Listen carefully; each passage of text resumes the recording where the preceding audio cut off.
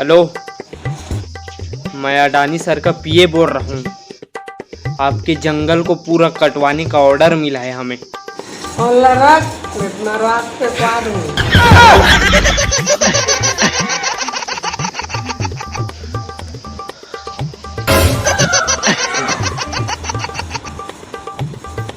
Hello, बोलो। हाँ sir, Hasdeo की सरपंच ना बहुत खतरनाक है। मैं जंगल को कटवाने का बात बोला ना तो मरवा कर फेंकवा दूंगी बोलती है।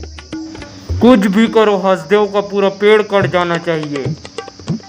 ठीक है सर, ठीक है। हाँ, मैं अडानी का पीए बोल रहा हूँ और अडानी ने मुझको यहाँ पर भेजा है।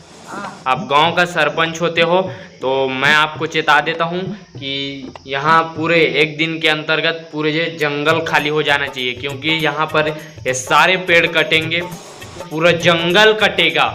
तो खंगे का रे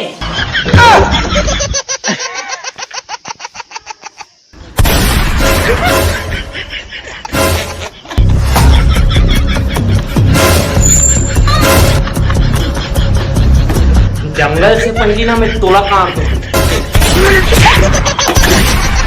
साले हमारे जंगल काट पे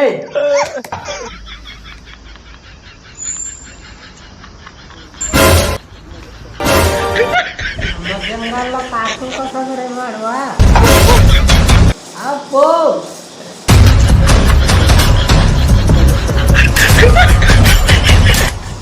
अब बोल ना रे।